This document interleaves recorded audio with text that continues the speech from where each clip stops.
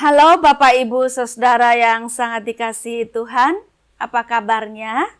Kita berjumpa lagi di awal bulan Juli di tahun 2022 ini ya Bapak Ibu. Tuhan telah membawa kita berjalan maju terus di tahun ini. Nah, untuk hari ini sebelum kita membaca Alkitab dan merenungkannya, marilah kita berdoa. Tuhan, kami akan membaca dan merenungkan firman-Mu, kami mohon pimpinan Tuhan. Di dalam nama Tuhan Yesus, amin. Bapak Ibu, saya mengajak kita untuk membaca dari kitab Yeremia, pasal 8, ayat 6, sampai ayatnya yang ke-9. Aku telah memperhatikan dan mendengarkan. Mereka tidak berkata dengan jujur. Tidak ada yang menyesal karena kejahatannya. Dengan mengatakan, apakah yang telah kulakukan ini? Sambil berlari, semua mereka berpaling. Seperti kuda yang menceburkan diri ke dalam pertempuran. Bahkan burung ranggung di udara mengetahui musimnya.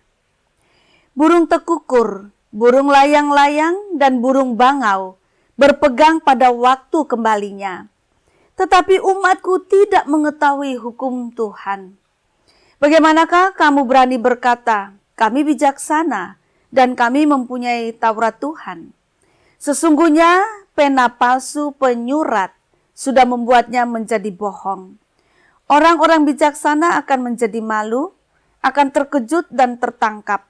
Sesungguhnya mereka telah menolak firman Tuhan, maka kebijaksanaan apakah yang masih ada pada mereka? Demikian jauh pembacaan firman Tuhan. Yang berbahagia adalah setiap kita yang mendengarkan firman Tuhan, memelihara serta melakukannya dalam kehidupan kita setiap hari. Bapak, Ibu, Saudara, ketika saya membaca bagian bacaan dari kitab Yeremia ini, saya seperti merasakan kesedihan Tuhan yang sangat dalam terhadap kelakuan umatnya. Sampai-sampai Tuhan memperbandingkan kelakuan umatnya itu dengan kelakuan binatang.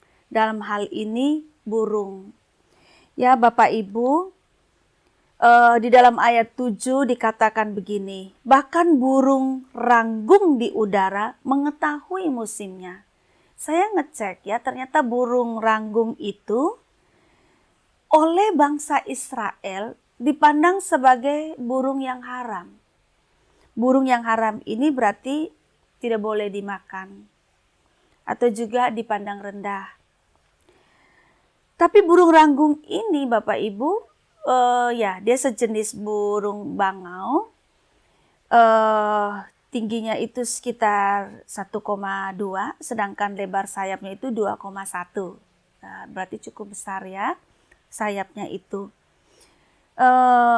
Jadi dikatakan bahwa burung yang digolongkan burung haram saja masih bisa bertingkah laku baik, bertingkah laku wajar, tahu musimnya seperti yang telah Allah tentukan untuk burung.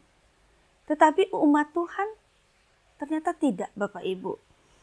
Lalu dipakai juga burung tekukur, burung layang-layang, dan burung bangau. Ya kalau tadi ranggung sejenis bangau, ini burung bangau. Dikatakan bahwa mereka ini berpegang pada waktu kembalinya. Artinya mereka ngerti siklus Tuhan, aturan Tuhan. Tetapi umat Tuhan dikatakan tidak mengetahui hukum Tuhan. Padahal mereka tahu hukum Tuhan. Tapi mereka berkelakuan seolah-olah tidak mengerti hukum Tuhan. Sehingga di dalam ayatnya yang ke-6 dikatakan bahwa mereka ini tidak berkata dengan jujur, tidak menyesal juga terhadap perbuatan-perbuatan mereka yang bertentangan dengan aturan Tuhan. Jadi maksudnya begini, kalau orang itu mengerti aturan Tuhan dan kemudian ternyata karena satu dan dua hal ia berbuat dosa, dia melanggar, paling tidak ada penyesalan. Aduh, apa sih yang sudah saya lakukan gitu? Apa yang sudah saya perbuat? Tetapi di dalam nyanyian Tuhan yang disampaikan Yeremia ini, umat Tuhan ketika berbuat dosa atau tidak mentaati hukum Tuhan, biasa-biasa saja. Dan bahkan terus-menerus mereka lakukan. Maka di dalam ayat 5 mengatakan, mengapakah bangsa ini berpaling? Berpaling terus-menerus, begitu nyanyian Tuhan.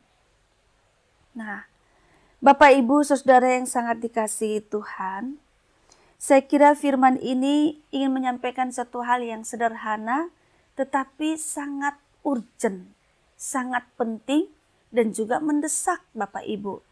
Artinya memperingatkan kepada kita bahwa kita mestinya jadilah orang-orang yang punya malu begitu.